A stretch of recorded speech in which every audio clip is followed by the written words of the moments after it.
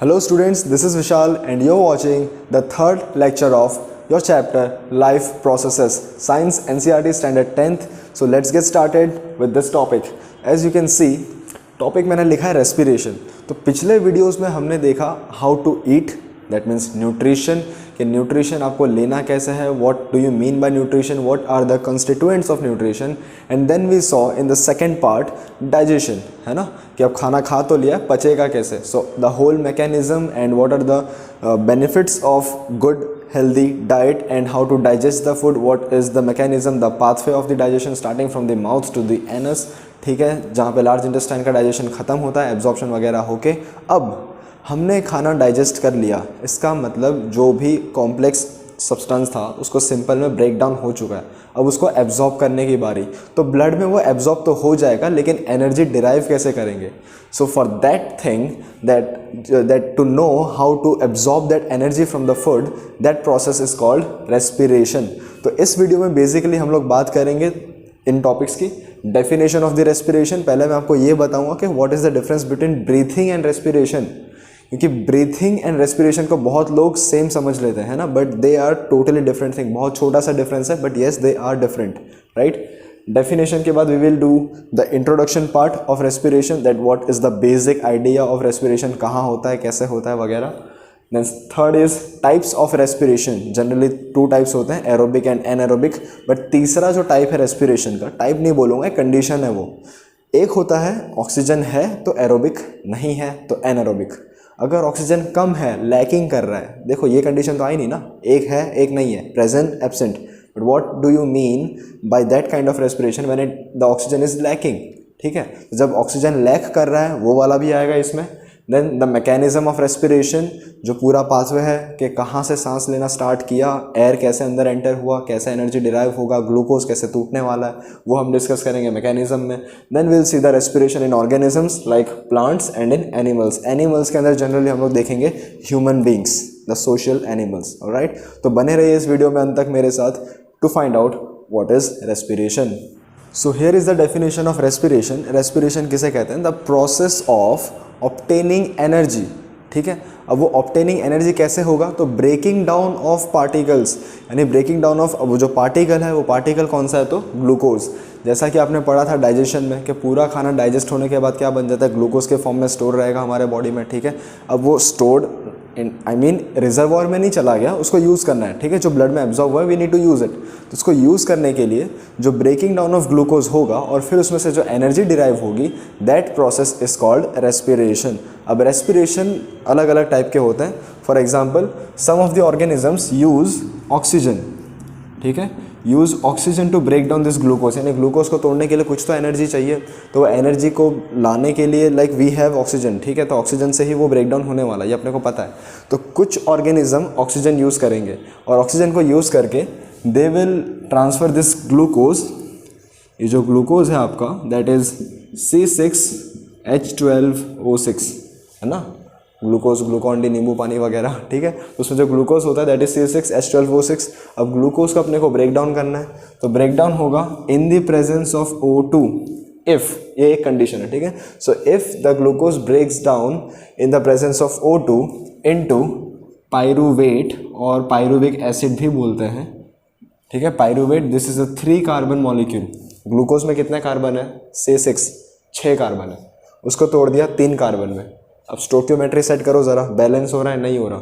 यहाँ पे 6 कार्बन है, यहाँ पे 3 ही कार्बन है, इतनी नाइंसाफ़ी क्यों, राइट. तो यहाँ पे हम लोग 2 पायरूवेट ऑब्टेन करेंगे, ठीक है. तो O2 के प्रेजेंस में अगर 2 पायरूवेट ऑब्टेन हो जाते हैं तो इसको हम बोलेंगे एरोबिक रेस्पिरेशन. Aerobic respiration. क्यों एरोबिक रेस्पिरेशन? किस खुशी में? O2 है इस खुशी में. तो O2 है प्रेजेंस ऑफ एयर, सीधी सी बात है, एयर में से मिलता है O2. तो O2 के प्रेजेंस में अगर ग्लूकोज को हमने ब्रेक डाउन कर दिया into 2 molecules of pyruvic acid और pyruvate, that is a 3 carbon compound, तो हम इसको कहेंगे aerobic respiration. Okay, carbon dioxide as well as water, ठीक है. कार्बन डाइऑक्साइड एंड वाटर, उसके साथ आपको मिलेगा एनर्जी, राइट. अब ये जब कंप्लीट प्रोसेस हो जाएगा, then it will be termed as aerobic respiration. As you can see, glucose gives to pyruvic acid और पायरुवेट, उसको फिर ब्रेक डाउन होके हो जाएगा CO2 water and energy. CO2 and water जो है हम इसे कहते हैं बाई प्रोडक्ट। क्यों बाई प्रोडक्ट? बिकॉज आपका इंटेंशन ये नहीं था कि ग्लूकोज को तोड़ के मैं पानी बना दूं या कार्बन डाइऑक्साइड ले लूं। नो, आवर प्रायर इंटेंशन और the motive was to derive energy. ये हमारा सबसे बेसिक रिक्वायरमेंट है। तो आपको जो प्राइमरी रिक्वायरमेंट है that is to obtain energy from this glucose, वो आपका फुलफिल हो गया, तो ये आपका मेन प्रोडक्ट होगा। और बाकी के जो है that are by product CO2 and water. अभी जो एनर्जी है एरोबिक रेस्पिरेशन के केस में आपको मिलता है 38 ATP। ठीक है, 38 ATP। ATP का मतलब होता है एडिनोसाइन ट्राइफॉस्फेट। मैं उसका मैकेनिज्म आपको बाद में बताऊंगा कि ATP फॉर्म कैसे हुआ, ब्रेक डाउन कैसे होगा और कितना ATP मिलेगा। Okay, this is just an idea, right. अब ये जो होता है ह्यूमन बींग्स के अंदर, राइट, अब कौन सा प्रोसेस कहाँ हो रहा है that is very specific and very important detail. Glucose का कन्वर्जन हो रहा है 2 पायरुवेट एसिड में या फिर 2 पायरुविक एसिड और pyruvate, simply you can tell. अब ये जो प्रोसेस हो रहा है this phenomena takes place in cytoplasm. कहाँ पे होगा ये? Cytoplasm. What do you mean by cytoplasm? It is the fluid matrix present in your cell, है ना, जिसमें सारे सेल ऑर्गेनल होते हैं, साइटोप्लाज्म में हो रहा है ये। अब पायरुवेट को कन्वर्ट करना है इनटू एनर्जी। बाई प्रोडक्ट्स छोड़ दो, पायरुवेट को कन्वर्ट करना है इनटू एनर्जी। अब एनर्जी मतलब क्या? इन द सेंस पावर, है ना, ताकत। तो power house of this cell कौन सा है हमारा? What do you mean by power house of this cell? Mitochondria. तो ये होगा आपके माइटोकॉन्ड्रिया में, right. This process takes place in mitochondria and this process takes place in cytoplasm. अब ये प्रोसेस एरोबिक और एनएरोबिक वाले दोनों के लिए सेम है। देखो मैं आपको बताता हूँ। Here I will write anaerobic respiration, anaerobic respiration. So यहाँ भी ग्लूकोज ही लेना है। This glucose breaks down in absence of O2। O2 यहाँ प्रेजेंट था, यहाँ पे नहीं है, दिख रहा है यहाँ पे नहीं है, राइट। तो यहाँ पे ये भी 2 पायरुवेट तो बन जाएगा but in absence of O2। ठीक है, ये हो रहा है साइटोप्लाज्म में। इतना तो साइटोप्लाज्म में ही होना है। नेक्स्ट पार्ट हियर, अब यहाँ पे इथेनॉल मिलेगा, ethanol plus energy, alcohol formation हो रहा है। देख लो यहाँ पे CO2 एंड वाटर मिल रहा था, here you will get ethanol plus energy. अब ये जो एनर्जी है बहुत कम होगा, that is 2 ATP only, 2 ATP, right. And this process takes place in yeast. Yeast आपको पता है ना, microorganism, small microorganism. And इस प्रोसेस का एक और नाम है दैट इज फर्मेंटेशन। जब जब सामने अल्कोहल बनेगा उसको हम कहेंगे फर्मेंटेशन। ठीक है, okay. So you saw 2 types of respiration, aerobic anaerobic. अब मैंने वीडियो की स्टार्टिंग में आपको बोला था एक तीसरा टाइप का भी होता है जहाँ पे लैक ऑफ ऑक्सीजन होगा। उसको स्टार्ट करने से पहले मुझे ये बताओ, कभी बॉडी बनाने की कोशिश की है? जिमिंग वगैरह कुछ ऐसा अचानक से जोश चढ़ा हो और कर लिया हो, फिर दूसरे दिन उठा ही ना गया हो? होता है कभी कभी ऐसा, बिल्कुल होता है। या तो फिर चलो जिम को साइड पे रख दो, कभी ऐसे ही स्कूल में PT सर ने वीकेंड्स पे आपको एक्सरसाइज करा लिया, डेली नहीं करते हो, एक दिन कर लिया, या फिर बहुत दिनों के बाद खेलने चले गए कहीं पे और दूसरे दिन उठा ही नहीं गया, पैर में दर्द हो रहा है, मसल्स में दर्द हो रहे हैं, राइट। तो ये सारी जो चीज़ें होती हैं इनको क्या बोलते हैं हम? These are the cramps in our muscles. क्या टर्म यूज़ किया मैंने? क्रैम्प्स। आपके बुक में भी है, ठीक है, दिस क्रैम्प्स। अब ये क्रैम्प्स आपके बॉडी में बनते कैसे हैं? कौन जिम्मेदार है इस क्रैम्प्स का? क्या गलती आपकी है कि आप खेलने चले गए? No, that is a part of life, right. Cramps बने क्यों? Due to the lack of oxygen. अब ऐसा तो नहीं है कि आपने सांसें कम ली, है ना, या फिर किसी की सांस नहीं मिली तो आपको सांस भी नहीं मिली, ऐसा तो कुछ हो नहीं रहा, right. So what is the reason that you are getting cramps in your muscle cells? So what happened is, जब आपने बहुत ज़्यादा विगरस एक्सरसाइज कर लिया, vigorous exercise in the sense जो नॉर्मल बॉडी एक्टिविटीज़ है आपकी उसके अलावा कुछ ज़्यादा कर लिया। अब आपके बॉडी को क्या हैबिट है कि भाई इतने टाइम में ये बंदा इतना ही काम करता है तो इतना ही ऑक्सीजन चाहिए, ठीक है, that is some specific amount of oxygen that is required by your body. आपके बॉडी का रिक्वायरमेंट उतना ही था, लेकिन उस दिन क्योंकि आपके बॉडी ने ज़्यादा एक्टिविटी कर लिया तो आपको ऑक्सीजन ज़्यादा चाहिए। अब बॉडी को आदत तो है नहीं कि रोज़ ज़्यादा ऑक्सीजन ले, है ना, ज़्यादा ऑक्सीजन लेके करेगा क्या? वो कहाँ लेके जाएगा? ठीक है, तो डेली हैबिटेट नहीं है आपका बॉडी कि ज़्यादा ऑक्सीजन ले, लेकिन एक दिन लेना पड़ा तो क्या वो ले पाएगा? No, not possible, right. अगर आप लोग रोज़ 5-5 आंसर पढ़ते हो, ठीक है, ये आपकी हैबिट है, और मैं आपको एक दिन में 5 लेसन पढ़ने बोल दूँ तो हो पाता है क्या? नहीं हो पाता ना, ठीक है। तो वैसे आपके बॉडी से भी नहीं हो पाता, तो क्या होता है, बॉडी में क्रैम्प्स आने लगते हैं, तभी वो मसल पेन होता है। अब वो मसल पेन कैसे होता है, चलो वो देखते हैं। तो होता ये है स्टूडेंट्स, आपके पास ग्लूकोज तो होता ही है तभी भी बॉडी में, राइट।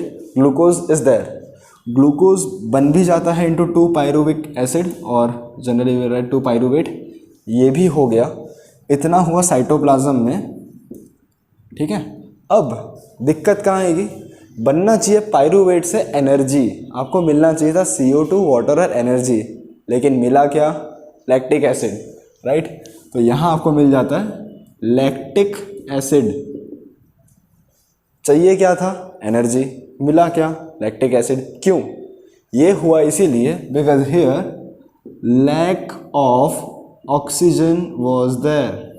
अगर ऑक्सीजन पूरा होता तो पायरुवेट को कन्वर्ट करता इनटू एनर्जी, लेकिन ऐसा हुआ नहीं हुआ। क्यों नहीं हुआ, ऑक्सीजन की कमी है आपके बॉडी में, है ना। आपके बॉडी को पता है जब आप बहुत ज़्यादा तेज़ भाग लेते हो तो सांस फूलने लगते हैं, ज़ोर ज़ोर से सांसें लेते हैं। क्यों, because your body requires that O2, oxygen की ज़रूरत है, राइट। अब वो हो नहीं रहा, लैक ऑफ ऑक्सीजन है, तो क्या बना देगा, लैक्टिक एसिड। वो अपना प्रोसेस नहीं रोक रहा, ठीक है। आपकी बॉडी भले एक स्टेज पे जाके रुक जाए, लेकिन अंदर का सिस्टम है वो चलते रहता है, चलते रहता है, चलते रहता है, ठीक है। तो लैक ऑफ ऑक्सीजन हो गया, अब ऑक्सीजन की कमी आ गई तो बनाएगा क्या, lactic acid. And this process sometimes is also termed as lactic acid fermentation. आपके बॉडी के अंदर भी एक फर्मेंटेशन हो जाता है मसल सेल्स के अंदर, जिसको हम बोलेंगे लैक्टिक एसिड फर्मेंटेशन। अब इसका लोकेशन बाकी रह गया, तो वो भी लिख लो। ये जो प्रोसेस है ये टेक प्लेस करता है आपके मसल सेल्स में। क्यों मसल सेल्स में, क्योंकि जब आपकी बॉडी मूव करती है ना, कोई भी वॉलेंट्री एक्शन हो रहा है, तो उसमें आपके मसल सेल्स का ही कॉन्ट्रैक्शन एंड रिलैक्सेशन होगा। सो आई होप आपको ये क्लियर है। एग्जांपल, क्रैम्प्स जो आपके बॉडी में बन रहे हैं, जो सडन एक पेन वाला फीलिंग होता है, that is due to the lack of oxygen. Take place कहाँ होगा, ये मसल सेल्स में। ये चीज़ हर एक में कॉमन है, एरोबिक, एनारोबिक और लैक ऑफ ऑक्सीजन में भी जो ग्लूकोज से कन्वर्जन हो रहा है पायरुवेट का, that will take place in cytoplasm itself compulsory, ठीक है। और उसके बाद का जो मैकेनिज्म है, that will the location will vary according to that. तो अब शायद आपको आपके दर्द का इलाज मिल गया होगा कि अगर सडन पेन हो रहा है तो थोड़ा थोड़ा एक्सरसाइज डेली कर लो, so that your body is habited to use that sort of oxygen, right. Okay students, अब अपने ये देखते हैं कि जब आप रेस्पिरेशन का आंसर लिखोगे, मान लो अगर बोर्ड एग्जाम में आ जाता है कि right in detail about respiration, 3 mark का क्वेश्चन, तो पहले आप क्या लिखोगे, उसका डेफिनेशन लिख लिया, एरोबिक एनारोबिक के बारे में एक एक लाइन लिख दोगे, ठीक है। लेकिन वो जो रिएक्शन मैकेनिज्म है ना, जो केमिकल रिएक्शन हो रहा है, दैट इज़ वेरी इंपॉर्टेंट। तो आपको तीनों का एक समराइज करके मैं आपको एक फ्लो चार्ट के फॉर्म में या फिर एक समराइज आंसर के फॉर्म में मैं आपको लिख दूंगा बोर्ड पे, तीनों इक्वेशन एक ही साथ में, वो आपको आंसर के एंड में लिख देना है, ठीक है। सो ग्लूकोज का ब्रेकडाउन होकर बन गया पायरुवेट, 2 मॉलिक्यूल ऑफ पायरुवेट। अब ये जो पायरुवेट है क्या है, 3 मॉलिक्यूल्स ऑफ कार्बन, है ना। 3 कार्बन वाले का मॉलिक्यूल है, 2 मोल हो गया, ओके, सेटिस्फाइड, कंडीशन सेटिस्फाइड है। अब ये जो पायरुवेट का कन्वर्जन होना है, that is of 3 types. Cytoplasm में पायरुवेट बन चुका है, अब 3 टाइप में वो हो सकता है।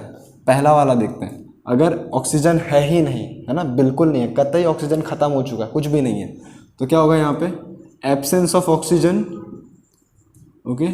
एब्सेंस ऑफ ऑक्सीजन हमने किस में देखा था, कौन से वाला ऑर्गेनिज्म के अंदर, वेरी गुड, यीस्ट के अंदर देखा था। तो यहाँ पे लिख दो, it takes place in yeast, okay. ऊपर मैं कंडीशन लिख रहा हूँ, नीचे उसका लोकेशन लिख रहा हूँ, या फिर ऑर्गेनिज्म जिसके अंदर टेक प्लेस होता है। अब जो आपको प्रोडक्ट मिलेगा सामने, वो कौन सा मिलने वाला है, ग्लूकोज से बन गया पायरुवेट, पायरुवेट से क्या बनता है, यीस्ट के अंदर क्या बनता है, इथेनॉल। याद रखना, anaerobic respiration, this is anaerobic respiration, absence of oxygen, क्या मिलता है, ethanol. Ethanol plus CO2 plus energy. Energy हर कोई देगा, देखो रेस्पिरेशन होना तो एनर्जी तो मिलना ही है, वो गारंटी है, ठीक है। कितना एनर्जी मिलेगा वो इंपॉर्टेंट है, ठीक है। एनर्जी मिल रहा है वो इंपॉर्टेंट नहीं है, एनर्जी का अमाउंट इंपॉर्टेंट है। तो ethanol plus CO2 plus energy. अब यहाँ पे इथेनॉल आपको पता होगा अल्कोहल है, उसका फॉर्मूला जो जनरल फॉर्मूला होता है दैट इज C2H5OH, ठीक है। This OH represent the alcoholic group, और 2 मॉलिक्यूल ऑफ कार्बन है, इसके 2 एटम्स ऑफ कार्बन है, इसीलिए उसको इथेनॉल बोला है, राइट। एनर्जी कितना मिलेगा, 2 ATP। क्यों भाई 2 ATP, क्योंकि ऑक्सीजन तो आपने दिया ही नहीं उसको जितना चाहिए था, बिल्कुल नहीं दिया, तो 2 ATP एनर्जी में सेटिस्फाई हो जाएगा। अब यीस्ट है ही इतू सा, है ना, उसका 2 ATP में काम चल ही जाने वाला है, राइट। अब बारी आती है एब्सेंस ऑफ ऑक्सीजन हो गया, अब थोड़ा थोड़ा ऑक्सीजन मिलना शुरू हुआ है ना, पहले तो बिल्कुल नहीं था, अब थोड़ा थोड़ा मिलेगा, बट उसको क्या बोलेंगे हम, लैक ऑफ ऑक्सीजन, क्योंकि इतने में तो खुश हुआ ही नहीं है ना। अब लैक ऑफ ऑक्सीजन में कौन सा कंडीशन लिख दिया, लोकेशन कौन सा था, मसल सेल्स, तो आपके मसल सेल्स के अंदर ये होने वाला है मसल सेल्स, तो मसल सेल्स के अंदर क्रैम्प्स वाली बात, ठीक है, ये क्रैम्प वाला एग्जांपल है, लैक ऑफ ऑक्सीजन, तो यहाँ पे क्या बनता है, लैक्टिक एसिड। लैक्टिक एसिड का formula C6 no sorry it is C3H6O3, ठीक है, this is the formula of lactic acid. Lactic acid के दूसरा उसके साथ वो दे देगा CO2 और एक दे देगा आपको एनर्जी, ठीक है, एनर्जी यहाँ पे मिलनी है बहुत कम अमाउंट में, और ये वेरी करता है, ये स्टेबल क्यों नहीं है, क्योंकि लैक ऑफ ऑक्सीजन, अब कितना कम ऑक्सीजन दे रहे हैं that is not fixed, right, वहाँ पे तो बिल्कुल नहीं था, इसके लिए अपने को पता है 2 ATP मिलता है, यहाँ पे एक रेंज आ जाता है एनर्जी का, इसीलिए मैंने वहाँ पे कोई वैल्यू नहीं लिखा है। ओके चलो, अब ऑक्सीजन कम था, अब बहुत है, मतलब अंधा ऑक्सीजन है, जितना लेना ले लो, ठीक है, पूरा कुआं है, उठा लिया। Okay, presence of oxygen, atmosphere से हमने सक कर लिया ऑक्सीजन, अब वो कैसे सक किया, ऑक्सीजन कैसे लिया, वो अलग मैकेनिज्म है, वो डायग्राम के साथ मैं आपको बता दूंगा, पहले ये समझो। प्रेजेंस ऑफ ऑक्सीजन, ऑक्सीजन है बहुत सारा, कहाँ पे होगा अब ये, बहुत बढ़िया, माइटोकॉन्ड्रिया में होने वाला है, तो ये प्रोसेस आपका टेक प्लेस करेगा इन माइटोकॉन्ड्रिया। ऑलराइट, माइटोकॉन्ड्रिया होगा, प्रेजेंस ऑफ ऑक्सीजन, क्या मिलता है, प्राइमरी प्रोडक्ट क्या अपना, एनर्जी। ओके बहुत अच्छे, एनर्जी मिलेगा, कितना, बहुत सारा नहीं, 38 ATP एनर्जी, राइट, तो यहाँ पे मिलने वाला है 38 ATP एनर्जी।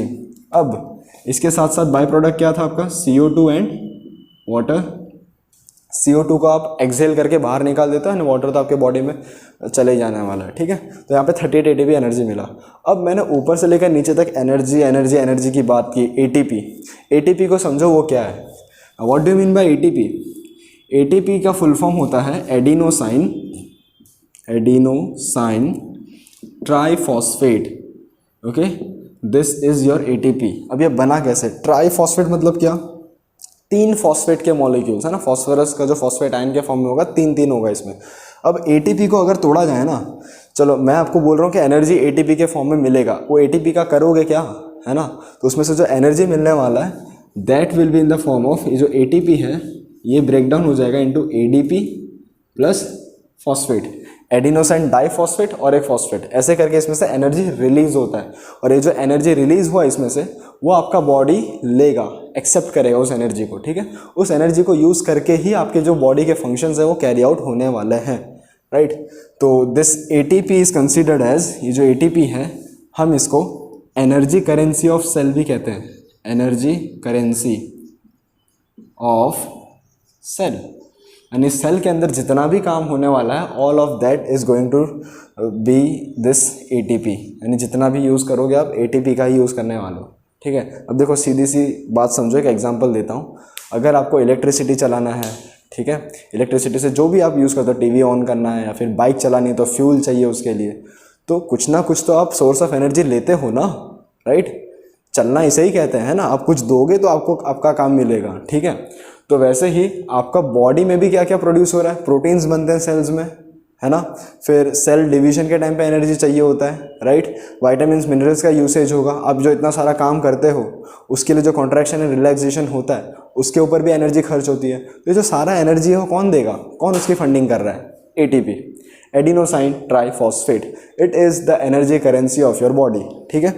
अब यहाँ पे जो 38 ATP है, आप इसको पूरा का पूरा एज इट इज़ यूज़ नहीं कर सकते, 38 में से सिर्फ 36 ATP एनर्जी यूजेबल होता है, बाकी 2 बॉडी प्रोसेस में यूज़ हो जाता है, ऑक्सीजन को लाने में और ये ATP को तोड़ने में, ठीक है। तो 2 ATP ऐसे यूज़ हो गया, आपको यील्ड मिलेगा 36 ATP का, बट आपकी बुक में ऐसा स्पेसिफिकेशन नहीं दिया है, तो अगर एग्जाम में आता है कि what is the amount of ATP released by aerobic respiration, तो आपको आंसर लिखना है 38 ATP इटसेल्फ। ओके, तो आई होप आपको ये जो तीनों रिएक्शन है बहुत ही सही से समझ में आ गया होगा। ऊपर वाला जो था दैट वाज एनएरोबिक, नीचे वाला है एरोबिक, और बीच वाला तो भाई बीच में ही रहेगा क्योंकि उसका तो लैक ऑफ ऑक्सीजन है, उसका सीन ही अलग है, ठीक है। तो आई होप आपको ये तीनों क्लियर है एंड ATP का भी आपको आइडिया आ गया होगा। ओके बारी है रेस्पिरेशन इन प्लांट्स की, ठीक है। तो प्लांट के अंदर रेस्पिरेशन कैसे होगा, वो लोग डिफ्यूजन से एयर अंदर लेते हैं, बाहर क्या देते हैं, कब क्या देते हैं, ये सब कुछ हम देखेंगे इस पार्ट में। चलिए शुरू करते हैं बिना किसी देरी के। तो plants exchange gases through stomata and lenticels. Sir हमने स्टोमेटा तो सुना है, small pores like structures on the leaves, ये लेंटिसेल्स का है। तो लेंटिसेल्स होता क्या है, तो लेंटिसेल्स आपने पढ़ा है 9th में, आई होप आपको याद होगा। Lenticels are the pores on the stem, जो हार्ड वुडी स्टेम होता है ना, वहाँ पे भी कुछ खाली जगह होती है जहाँ से एयर अंदर डिफ्यूज़ कर जाए, ठीक है, उसको बोलेंगे हम लेंटिसेल्स। तो लेंटिसेल्स एंड स्टोमेटा ये दोनों पोर्स लाइक स्ट्रक्चर है, एक है लीफ पे एक है स्टेम पे, ठीक है, सही जा रहा है इनका सब कुछ। और यहाँ से ये लोग एयर का डिफ्यूजन करेंगे। डिफ्यूजन का मतलब the transport of gases from higher concentration to the lower concentration. Simple सा एग्जाम्पल समझाता हूँ आपको, इतना कॉम्प्लेक्स नहीं सोचना। मैं रूम के किसी एक कोने में अगर सेंट मारता हूँ, scent in the sense rooms, जो क्या बोलते हैं रूम के अंदर मारते हैं ना, रूम फ्रेशनर, ठीक है। तो रूम फ्रेशनर मैंने एक कोने में लगा दिया, वो पूरे रूम में फैल जाता है ना। अब मैं पूरे रूम में जाके हर जगह तो नहीं छिड़क रहा, वो तो भी एक जगह मारा तो पूरे जगह पे स्मेल तो आई ना, है कि नहीं। तो वैसे ही ये प्रोसेस क्या है, डिफ्यूजन। मैंने एक जगह पे बहुत सारा रूम फ्रेशनर मारा, अब उस जगह पे रूम फ्रेशनर का अमाउंट ज़्यादा था, क्या बोलते हैं उसको, हायर कॉन्सेंट्रेशन। वो पूरे रूम में फैल गया, जहाँ पे वो फ्रेशनर ऑलरेडी कम था, क्या बोलते हैं उसको, लोअर कॉन्सेंट्रेशन। तो ये तब तक फैलेगा जब तक दोनों का स्टेबल नहीं हो जाए। So the movement of air और any gases from higher concentration to the lower concentration is diffusion. तो सर इसका प्लांट से क्या लेना देना, तो प्लांट से लेना देना ये है कि एटमॉस्फेयर में अच्छा खासा ऑक्सीजन प्रेजेंट है, प्लांट के अंदर उसके कंपैरिजन में कम है। तो एटमॉस्फेयर से वो लोग ने ऑक्सीजन लिया वाया डिफ्यूजन, क्योंकि एयर क्या है, air is the mixture of gases जिसमें ऑक्सीजन भी होता है। तो पूरा का पूरा एयर उन्होंने डिफ्यूजन से ले लिया और उनके बॉडी में ऑक्सीजन आ गया। किसके बॉडी में, प्लांट के बॉडी में। क्लियर है इतना, डिफ्यूजन से वो लोग ऑक्सीजन आई मीन जो पूरा एयर है वो ले रहे हैं अंदर, ठीक है। अब होगा क्या, carbon dioxide oxygen are exchange by diffusion, exchange हो गया। एक्सचेंज ऑफर क्या होता है पता है इनके अंदर, देखो प्लांट का बड़ा सिंपल सा खेल है। अगर दिन में करना है तो वो लोग CO2 को यूज़ करेंगे, रात में O2 को यूज़ करेंगे। मैं समझाता हूँ इसको आगे। तो direction of diffusion depends upon the environmental conditions and the requirements of the plant. यानी डायरेक्शन ऑफ डिफ्यूजन मतलब क्या, एयर बाहर से अंदर लेना है, अब अंदर से बाहर छोड़ना है, O2 को पहले लेना है या छोड़ना है, CO2 को लेना है छोड़ना है, ये सब डिपेंड किस पे करेगा, एनवायरमेंटल कंडीशंस यानी माहौल के ऊपर। माहौल सही है तो इनका रेस्पिरेशन सही जाएगा, ठीक है। तो जो क्राइटेरिया क्या है, एक होता है depends on the environmental conditions, दूसरा रिक्वायरमेंट ऑफ द प्लांट। भैया पूछ तो लो प्लांट को चाहिए क्या, O2 मांग रहा है बेचारा, तुम CO2 दिए जा रहे हो, उसके कुछ काम का है नहीं, राइट। तो यही होता है कि प्लांट का रिक्वायरमेंट and environmental का condition, the environmental conditions and the requirement of the plant, both of this criteria will decide how much air does the plant needs, when it needs, how it needs, when, how, what, ये सब का answer यही है, ठीक है। अब असली खेल है। CO2 elimination is the major activity during night as there is no photosynthesis taking place। कोई सेंस है इस बात की भाई, बिल्कुल है, बहुत इंपॉर्टेंट लाइन है, समझो। देखो क्या लिखा है, फिर से पढ़ो। CO2 elimination is the major activity during night. यानी क्या, हमने क्या पढ़ा था कि प्लांट को तो CO2 चाहिए, भर भर के चाहिए, तो अब ये एलिमिनेशन की बात क्यों कर रहे हैं, अब क्यों धोखा देना है CO2 को, तो धोखा नहीं देना है। रात को फोटोसिंथेसिस होता है, नहीं होता।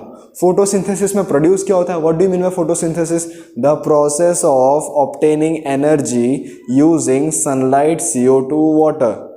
ओके, एनर्जी कौन से फॉर्म में मिलता है, स्टार्च। प्लांट के अंदर स्टार्च क्या है, एक बहुत कॉम्प्लेक्स शुगर है जिसमें से ग्लूकोज निकल करके आता है। उस ग्लूकोज का फॉर्मूला क्या बताया था मैंने आपको, C6H12O6, कार्बन आया उसमें, ऑक्सीजन आया उसमें, हाइड्रोजन आया, तो क्या चाहिए, CO2 एंड वाटर। क्लियर है। तो CO2 एंड वाटर उनको दिन में चाहिए, रात को तो एनर्जी है ही नहीं। एनर्जी क्यों नहीं है, सनलाइट है नहीं वहाँ पे, रात को तो चांद का मुखड़ा देखना है उनको, ठीक है। तो सनलाइट है नहीं, एनर्जी है नहीं, तो फोटोसिंथेसिस भी नहीं है। और फोटोसिंथेसिस नहीं है तो क्या प्लांट रात को बिना सांस लिए जिंदा रह लेगा? सुबह तो चलो उसने CO2 ले लिया, O2 बाहर दे दिया, सुबह का कुछ नहीं है, सुबह कोई दिक्कत नहीं है। रात में दिक्कत आएगी प्लांट को, क्योंकि रात को फोटोसिंथेसिस होने वाला है नहीं, तो उसको एनर्जी तो चाहिए कहीं से कहीं। तो वो क्या करेगा, O2 को लेगा रात को, in the night time and there is no photosynthesis, there is no sunlight, what do the plants do, they take in और they inhale oxygen and give out carbon dioxide. रात को भी वो इंसान बन जाते हैं हमारी तरह, है ना, उनका दिन में अलग, रात में अलग, ठीक है, झोल चल रहा है। तो दिन में वो लोग CO2 अंदर लेते हैं, at the day time they inhale CO2 and exhale O2, but at night time they inhale O2 and exhale CO2। समझ रहे हो, वैसा वर्सा, दिन में CO2 चाहिए, रात को O2 चाहिए, जो बचा उसको बाहर निकाल दिया, ठीक है। तो ये सब कुछ क्या है, डे नाइट स्कैम है ना, डे नाइट डिफ्यूजन स्कैम हो रहा है यहाँ पे, ठीक है। दिन में अलग डिफ्यूजन कर रहे हैं, रात को अलग डिफ्यूजन कर रहे हैं, मतलब एकदम से इन्होंने CO2 O2 बदल दिया, वक्त बदल दिया, जज्बात बदल दिया, ये वाली बात हो गई यहाँ पे तो, है ना, क्योंकि CO2 O2 का पूरा खेल ही अलग है जो आपको समझना पड़ेगा, ठीक है। ओके, सो आई होप आपको रेस्पिरेशन इन प्लांट्स वाला जो टॉपिक है वो समझ में आ गया। अब हम देखते हैं कि एक्वाटिक और टेरेस्ट्रियल ऑर्गेनिजम्स को रेस्पिरेशन करने में क्या दिक्कत आती है। दिक्कत नहीं, इन द सेंस वो लोग का मैकेनिज्म क्या है, किसका रेट ज़्यादा है, किसका कम है। Let's check it out. Okay, now let's understand what are the differences between breathing and respiration. तो ब्रीथिंग अलग, रेस्पिरेशन अलग, बताता हूँ कैसे। अब मैं आपको अगर बोलूँ सांस लो, तो आप क्या करोगे, हो गया, बस ब्रीथिंग ख़त्म, over, tata bye bye goodbye, ठीक है। रेस्पिरेशन क्या है, जब आपने ब्रीथ इन किया आपका O2 एब्जॉर्ब हुआ, कैसे हुआ मैं बताऊंगा बाद में, पर हुआ, ठीक है, होता तो है तभी आप जिंदा हो ना। तो O2 एब्जॉर्ब हुआ एंड उस O2 ने ग्लूकोज को ब्रेक डाउन करके एनर्जी निकाला। जो पहले 3 इक्वेशन की हजामत की थी ना मैंने बोर्ड पे, तो वो जो 3 इक्वेशन थे, that is the process of respiration. Breathing क्या है, इनहेल करो एक्सहेल करो, बात ख़त्म। रेस्पिरेशन क्या है, तो बेटा इनहेल तो कर, ठीक है, वो O2 को यूज़ भी कर और एनर्जी भी डिराइव कर। एनर्जी जब तक डिराइव नहीं होता ना, आप उसको रेस्पिरेशन कतई नहीं बोल सकते। तो एनर्जी डिराइव हुआ O2 में से इनहेल करने के बाद, तब आपका रेस्पिरेशन जाके प्रोसेस ख़त्म होगा। तो आई होप आपको जो है कंसेप्ट ब्रीथिंग एंड रेस्पिरेशन के बीच का जो मिसकंसेप्चुअल या फिर एक मिसअंडरस्टैंडिंग हो गई थी, राइट, अब वो क्लियर हो गया होगा। ब्रीथिंग इज़ वॉट, इनहेलेशन, एक इनहेल करते हो और उसके बाद एक्सहेल कर देते हो, ठीक है, उतना ही है। रेस्पिरेशन में अगर आप आओगे तो थोड़ा सा स्पेसिफिक होना पड़ता है, ये दोनों तो करोगे ही करोगे, उसके साथ साथ आपको एनर्जी भी डिराइव होना मांगता है, किसमें, रेस्पिरेशन में, ठीक है। एनर्जी भी मिलना चाहिए, इनहेल एक्सहेल तो करना ही पड़ेगा, वरना O2 आप लोगे कैसे अंदर, राइट। ओके, तो चलो ये हो गया। अब हम देखते हैं कि भैया एक्वाटिक और टेरेस्ट्रियल इन दोनों के बीच का भेदभाव क्यों है ना, ऐसा क्यों, what is the reason. Aquatic and terrestrial organism के बीच का जो फ़र्क है वो क्या है, कैसे है, ब्रीथिंग कौन ज़्यादा कर रहा है, ज़्यादा इन द सेंस ज़्यादा नहीं, फास्ट कर रहा है, ठीक है। चलो तो देखते हैं। सबसे पहले एक्वाटिक के बारे में अगर मैं लिखूं, here I am writing about aquatic organisms, और यहाँ पे अपने कंपैरिजन करेंगे टेरेस्ट्रियल का, ठीक है। और छोटा सा एक बेसिक डिफरेंस है दोनों में, वही मैं आपको समझा दूंगा, राइट।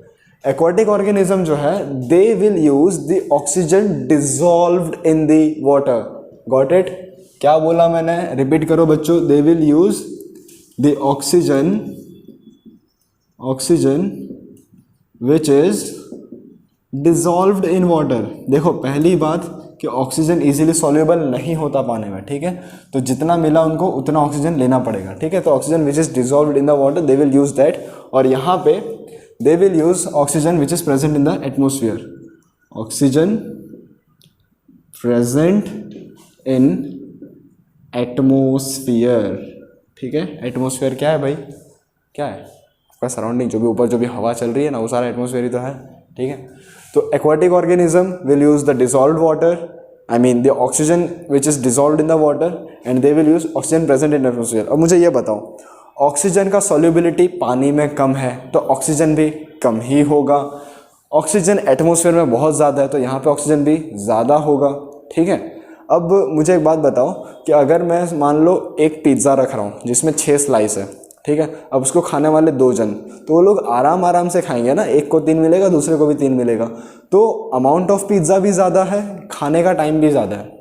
पर उसी 6 स्लाइस के अंदर अगर मैं 12 लोगों को बिठा दूँ, आधी स्लाइस मिलेगी और सब जल्दी ख़त्म भी हो जाएगा पिज़्ज़ा, है ना, बहुत जल्दी खा लेंगे वो लोग। तो क्या हुआ, खाना भी कम मिला और टाइम भी कम लगा, क्यों, क्योंकि खाने वाले ज़्यादा हैं। वैसे ही यहाँ पे खाने वाले ज़्यादा तो नहीं है लेकिन खाना ही कम हो गया, है ना। अगर मैं पिज्ज़ा का एक स्लाइस रख के 6 जन को बिठा देता तो 6 पीस कर करके फटाफट खा जाते, ठीक है। वैसे यहाँ पे ऑक्सीजन कम है पानी में, क्यों? क्योंकि डिजोल्व ही नहीं हो रहा, सॉल्युबिलिटी तो है ही नहीं, उसकी केमिकल प्रॉपर्टीज मैच ही नहीं कर रहे, ठीक है। तो यहाँ पे डिजोल्व नहीं हो रहा तो ऑक्सीजन कम है, इसीलिए इनको ऑक्सीजन जो डिजोल्व है ऑलरेडी वाटर में, थोड़ा सा जो भी अमाउंट है उतना उनको यूज़ करना पड़ता है। तो इनके पास ऑक्सीजन भी कम है, इनके पास ऑक्सीजन ज़्यादा है। अब क्या अगर इनके पास ऑक्सीजन ज़्यादा है तो क्या ये ज़्यादा ऑक्सीजन यूज़ कर लेंगे? बिल्कुल नहीं।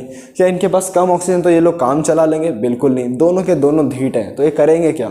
Now they will breathe faster, है ना, दे विल ब्रीथ फास्टर। कभी मछली को सांस लेते हुए देखा? एक्वेरियम अगर कभी जाओगे या फिर घर पे अगर मछली है तो देखना ऐसे ऐसे मुंह खुलता रहता है उनका, ऐसे ऐसे ऐसे ऐसे मुंह खुलता रहता है जल्दी जल्दी। तो उनका जो ब्रीथिंग का मैकेनिज्म है वो क्या है? ब्रीथिंग का जो मैकेनिज्म है वो कुछ ऐसा है, एक तो ये लोग फास्टर ब्रीथ करेंगे, दूसरा क्या, जो फिशेस होते हैं ना, फिशेस की बात अगर करूँ, fishes open their mouth, take in the water, absorb O2 and release water through, क्या है इनके पास? गिल्स, है ना, गिल्स। तो फिशेस का क्या सीन है?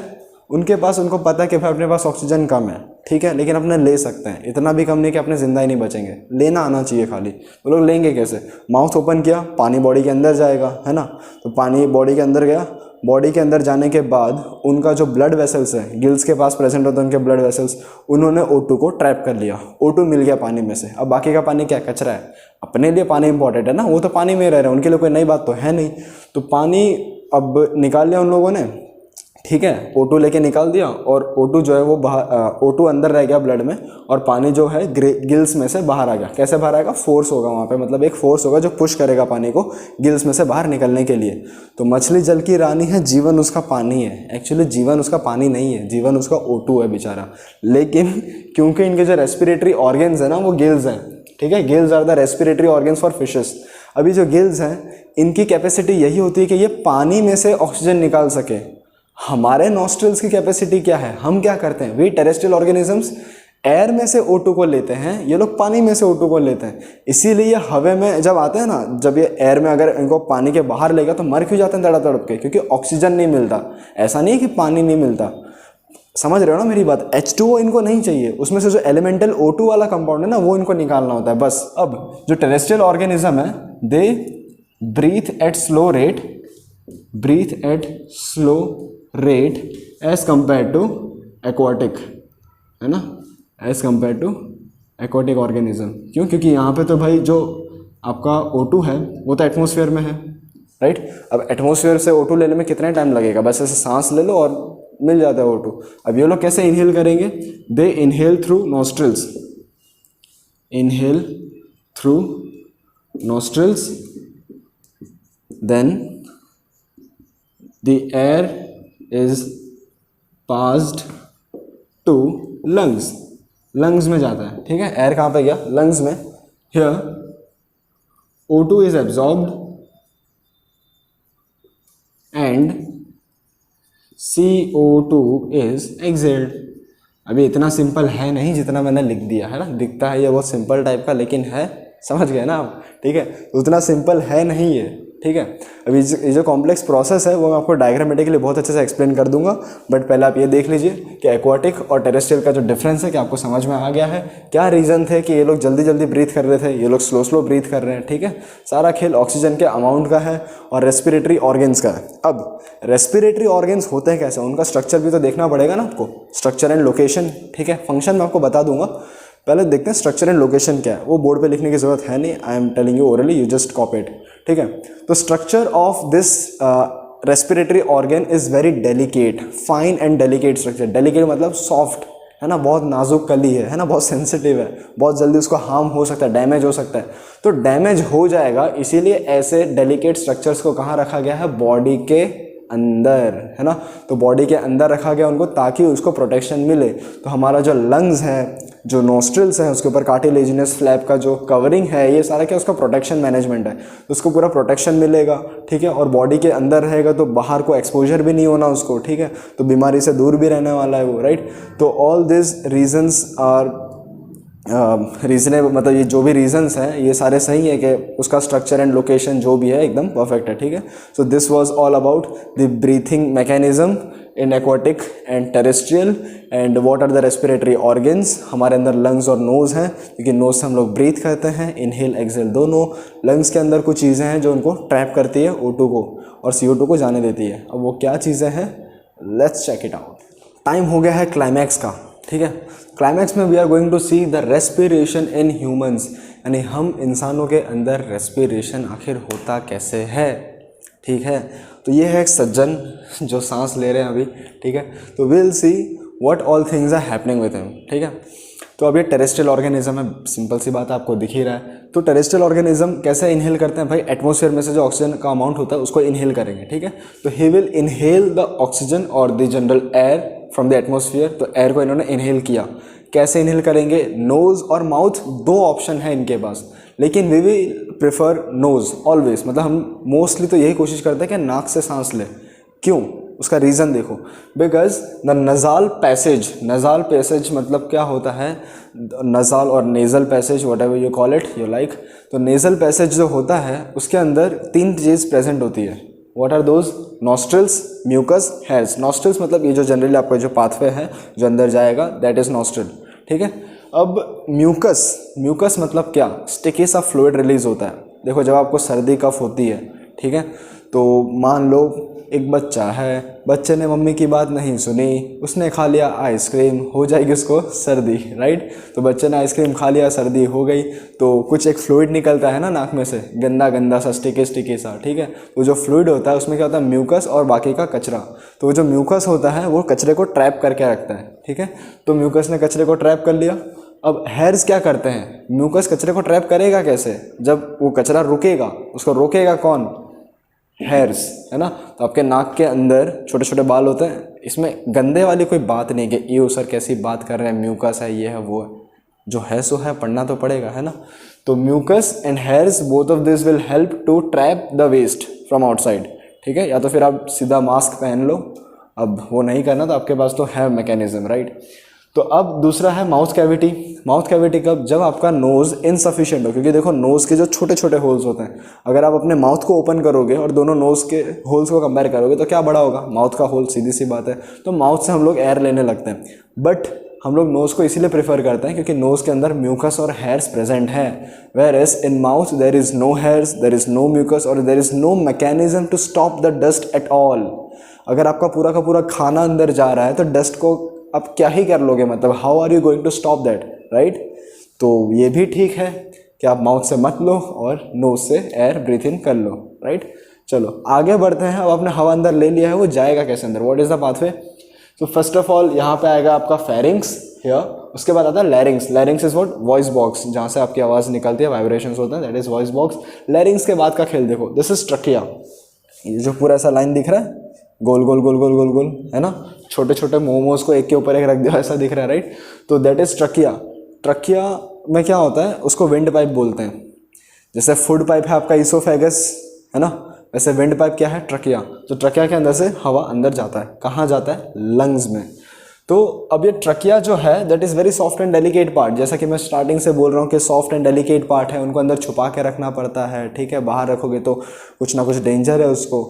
तो डेलिकेट पार्ट को बचा के कौन रखेगा, देखो क्योंकि हवा अंदर जा रही है तो प्रेशर भी क्रिएट होगा, है ना। हवा का क्या है मतलब, the air creates pressure, right.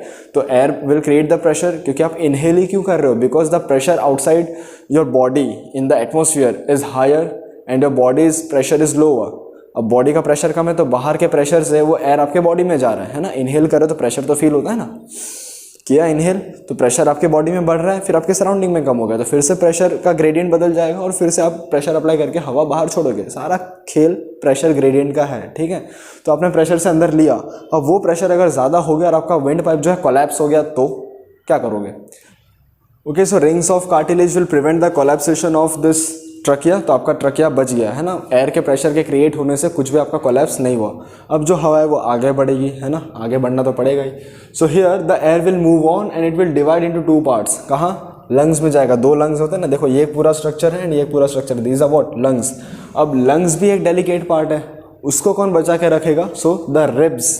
Heart को भी प्रिवेंट करते हैं कुछ डैमेज होने से, एंड लंग्स के ऊपर भी होंगे, रिब्स के मसल्स, आई मीन रिब्स के जो बोन्स होते हैं they will be present on it to prevent any damage to the lungs. अगर एयर के साथ स्मोक, डस्ट ये सब गया तो कोई प्रिवेंशन का सीन नहीं है, चांस ही नहीं है, ठीक है। So those who smoke, I am talking about cigarettes and bidis and all, ठीक है, तो उसमें निकोटीन प्रेजेंट होता है, सो दैट विल डायरेक्टली और इनडायरेक्टली हर्ट द बॉडी, ठीक है, मतलब वो तो इन्फेक्ट करेगा ही करेगा, जो भी अंदर डैमेज है वो तो होना ही है, दैट इज़ योर केस, ठीक है। तो ऐसे हवा में उड़ाने से पहले ये सोचना कि वो पहले अंदर जाता है, पूरा डैमेज करता है एंड देन बाहर आता है, ठीक है, right. So that is another thing. अब रिंग्स ऑफ कार्टिलेज ने प्रिवेंट कर दिया उसको कोलैप्स होने से, एयर जा चुका है लंग्स में, अब क्या करना है, O2 को एब्जॉर्ब करना है, ठीक है। The main task is remaining. अब तो सिर्फ एयर आया है, एयर में बहुत कुछ प्रेजेंट होता है as it is a mixture of gases, उसमें से सिर्फ चाहिए अपने को O2। बाकी सारा जो एलिमेंटल फॉर्म है ना, लाइक देखो एक गैस होता है O2 है, CO2 है, नाइट्रोजन है, हीलियम है, ठीक है। तो इन नाइट्रोजन और हीलियम तो हमारे बॉडी में मतलब इतना काम नहीं है, अपने एयर के साथ उसको लेते भी नहीं है, ठीक है, they are bifurcated outside only, तो उसका कॉन्सेंट्रेशन बहुत लो होता है, इसीलिए हम उसको कंसिडर भी नहीं करेंगे। The main two gases which will be considered here is O2 and CO2, right. तो O2 is absorbed with the help of what. अब जो आपका लंग्स है ना, लंग्स के अंदर जाने के बाद कुछ और डिवीजन होते हैं उसके, लंग्स आर फर्दर डिवाइडेड, ये जो ट्रकिया है यहाँ पे आके डिवाइड हो गया in the lungs, that is further divided into bronchi. Bronchi क्या होता है, ये देखो ट्रकिया यहाँ से जो दो पार्ट में डिवाइड हो गया तो उसको हम बोलेंगे bronchi. Here I have written it, see ये दोनों ब्रोंकाई है, ठीक है, ये जो ऐसा डिवाइड हो गया दिस इज ब्रोंकाई, ठीक है, ब्रोंची ब्रोंचाई कुछ नहीं, it is known as bronchi, it is called as bronchi, ठीक है। तो ब्रोंकाई है, अब ये ब्रोंकाई और डिवाइड होगा आगे जाके, ठीक है, डिवाइड हुआ क्या बन गया, bronchioles. The branches terminating from the bronchi is known as bronchioles. See here, ये मेन ब्रांच आ रहा था जिसको अपने ने ब्रोंकाई नाम दिया, अब उसके छोटे छोटे और ब्रांच हो गए, उस ब्रांच को ही मैंने नाम दिया है bronchioles, right, that is bronchioles. अब ब्रोंकियोल्स के ऊपर कुछ प्रेजेंट है, छोटे छोटे बल्ब लाइक स्ट्रक्चर आपको दिख रहे होंगे। So these bulb like structures which are present on the bronchioles और at the terminating end of the bronchioles are known as alveolar sac, right. What is the function of alveolar sac? The alveoli is present in this alveolar sac. What is alveoli? Say this respiratory bronchioles का अगर थोड़ा सा zoom कर दिया जाए तो ऐसा कुछ बनता है, एंड ये जो छोटे छोटे सिंगल सिंगल स्ट्रक्चर है these are alveoli. What are alveoli? Alveoli are the smallest unit of lungs, the unit of breathing or the unit of absorbing the O2 हम बोल सकते हैं, ऐसा यूनिट जो CO2 O2 को एब्जॉर्ब करते हैं एंड CO2 को बाहर छोड़ते हैं, वो है alveoli। आया समझ में? लंग्स था, ट्रकिया आया, ट्रकिया डिवाइड हुआ, किस में हुआ? तो ब्रोंकाई में, ये एक ब्रोंकाई है, ठीक है, ब्रोंकाई, ब्रांचेस निकले उसके, ब्रांचेस को क्या बोलेंगे? ब्रोंक्यूल्स। ब्रोंक्यूल्स के ऊपर क्या है? Alveolar sac. तो एल्वियोलर सैक के अंदर प्रेजेंट है एल्वियोलाई। अब ये एल्वियोलाई ट्रैप करेगा O2 को, अब O2 आपके ब्लड में चला जाएगा, है ना, क्योंकि ब्लड वेसल्स तो प्रेजेंट होते ही हैं एल्वियोलर सैक के आजू बाजू। वाई? बिकॉज इसका एब्जॉर्प्शन रेट क्यों ज़्यादा है? बिकॉज इसका सरफेस एरिया भी बहुत ज़्यादा है, ठीक है, एल्वियोलर सैक का जो surface area that is more and hence it is used for absorption. अब ये जो ब्लड है ये O2 को कैरी करेगा into each and every tissue of the body. अब उसके बाद एक पार्ट आता है diaphragm, here the lower part. Diaphragm का भी एक मूवमेंट है जो कि बहुत इंपॉर्टेंट टॉपिक है, 1 मार्क क्वेश्चन में तो आता ही आता है। जब आप इनहेल करते हो, एयर अंदर रहते हो, तो डायफ्राम मूव्स डाउनवर्ड्स। डायफ्राम क्या है? पहले डायफ्राम का डेफिनेशन समझो। It is a thin flat sheet present below the ribs. Ribs आपके यहाँ के खत्म हो जाते हैं, सी हियर, यहाँ पे के रिब्स खत्म हो जाते हैं, फिर एक लेयर है, थिन लेयर है, जिसको हम बोलते हैं डायफ्राम, ठीक है। अब आप खुद एक प्रैक्टिकली करके देखो, ऐसे इनहेल करो, पेट फूल गया आपका, है ना, और ऐसा कुछ फील हुआ कि कुछ नीचे जा रहा है, वो जो नीचे जा रहा है दैट इज डायफ्राम। तो डायफ्राम का पोजीशन कुछ ऐसे हो जाता है जब आप ब्रीथ इन करते हो, और जैसे ब्रीथ आउट करते हो तो धीरे धीरे धीरे धीरे ऐसे हो जाता है। Breathe in, breathe out, breathe in, diaphragm moves downwards, chest cavity increases, और we can say thoracic cavity increases, and जब आप ब्रीथ आउट करते हो तो ये ऐसे हो जाता है, इट डिक्रीजेस अगेन, ठीक है। समझ में आया डायफ्राम का मूवमेंट? बहुत बढ़िया। अब हम देखेंगे कि ये जो ब्लड है O2 को लेके कैसे जाएगा। Who is the helping hand over here? Haemoglobin. Haemoglobin कहाँ प्रेजेंट होता है? In RBC। What is RBC? Red blood corpuscles. Corpuscles क्यों बोलते हैं? क्योंकि उसमें न्यूक्लियस नहीं होता, it is devoid of nucleus, और वो ओवल शेप का होता है, दैट इज वाई हम उसको बोलते हैं कॉर्पोसेल्स। तो RBC के अंदर होता है हीमोग्लोबिन। हीम यानी आयन प्रोटीन, हीम जो है आयन कंपोनेंट है और ग्लोबुलिन इज द प्रोटीन, तो इन दोनों को मिक्स करके बना हीमोग्लोबिन। अब हीमोग्लोबिन को क्या बोलेंगे हम? Respiratory pigment. Why pigment? It is red in colour. जो भी कलर वाली चीज़ होती है हम उसको पिगमेंट ही बोलते हैं ना, जैसे हम बोलते हैं chlorophyll is the green pigment present in chloroplast, वैसे ही haemoglobin is the respiratory pigment in the blood. अब इसका और ऑक्सीजन का जुगलबंदी बहुत सही है। क्यों? Because it has the high affinity towards oxygen, है ना, बचपन के यार है, तो जब भी ऑक्सीजन मिलता है इतना ज़्यादा मिल लेता है कि ये लोग अलग ही नहीं होते फिर। तो each haemoglobin can carry 4 to 5 molecules of O2, मतलब जो अफिनिटी के बेसिस पे लगभग 4 मॉलिक्यूल लेके जाता है एक हीमोग्लोबिन। तो 1 haemoglobin carries molecules of O2 और वो O2 को लेके जाता है पूरे के पूरे ब्लड में। कैसे ब्लड में? क्योंकि ये तो खुद आरबीसी में प्रेजेंट है and RBC is the part of blood, है ना, सेलुलर कंपोनेंट्स में आरबीसी भी आता है। तो ब्लड में इस तरीके से आपका जो ऑक्सीजन है पूरे बॉडी में ट्रांसफर होगा। हर एक बॉडी के हर एक टिश्यू के हर एक इंडिविजुअल सेल के अंदर जो भी एक्टिविटीज कैरी आउट करनी है that will be done with the help of this O2 present over there. अब आप रिलेट करिए, ग्लूकोज प्रेजेंट था ऑलरेडी, डाइजेशन के बाद ब्लड लेके गया था उसको, है ना, फिर ऑक्सीजन आया, कैसे? आपने ब्रीथिंग किया, तो अब ऑक्सीजन को लेके गया फिर से कौन? ब्लड। हीमोग्लोबिन ने लेके एक एक जगह पे ऑक्सीजन दे दिया, ग्लूकोज प्रेजेंट था, ऑक्सीजन आ गया, हो गया रेस्पिरेशन, मिल गई आपको एनर्जी, कर लिया आपने अपने सारे काम, right? That is the mechanism over here. अब एक और बात, जब आप इनहेल कर रहे हो और एक्सहेल कर रहे हो उतने टाइम पे एब्जॉर्प्शन भी होना है, ठीक है? अब ये सब बहुत ज़्यादा टेडियस प्रोसेस हो जाता है, यानी टाइम कंज्यूमिंग। अब मान लो ऑक्सीजन के एब्जॉर्प्शन में अगर थोड़ा टाइम लग रहा है तो बॉडी को तो ऑक्सीजन तभी भी चाहिए ही होता है ना, ऐसा तो नहीं कि आप बिना ऑक्सीजन के बहुत टाइम तक रह लोगे। तो ऑक्सीजन जब तक एब्जॉर्ब हो रहा है फिर पूरे बॉडी में ट्रांसपोर्ट हो रहा है। So what is the thing that will prevent your body from damaging your cells या फिर टिश्यूज और getting cramps? So after exhalation also there is some amount of air which is reserved in your lungs and that is called residual volume. Are you understanding it? Residual volume. Residual मतलब क्या होता है? जो बचा खुचा।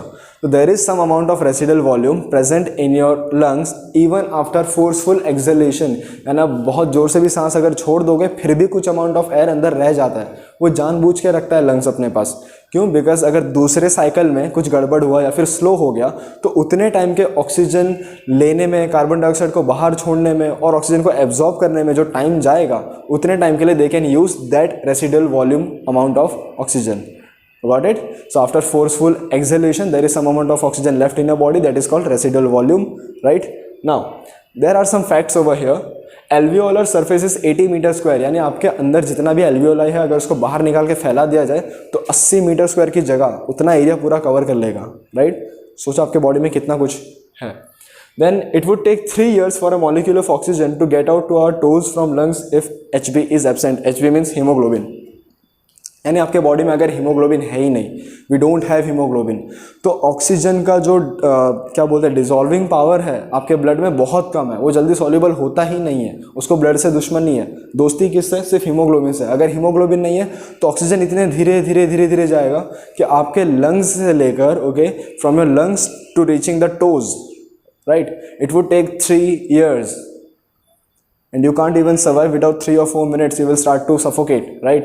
So thanks to this hemoglobin, thanks to the nature that we have this hemoglobin, the respiratory pigment, to carry O2 in such a faster rate to all the parts of our body. Got it? So this was all about the respiration process in human beings.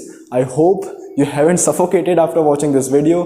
If you like it, please subscribe our channel. फिर मिलेंगे दूसरे किसी video के साथ। And yes, बाकी videos के लिए link description box में दे दिया है, please check them out and hit a like button.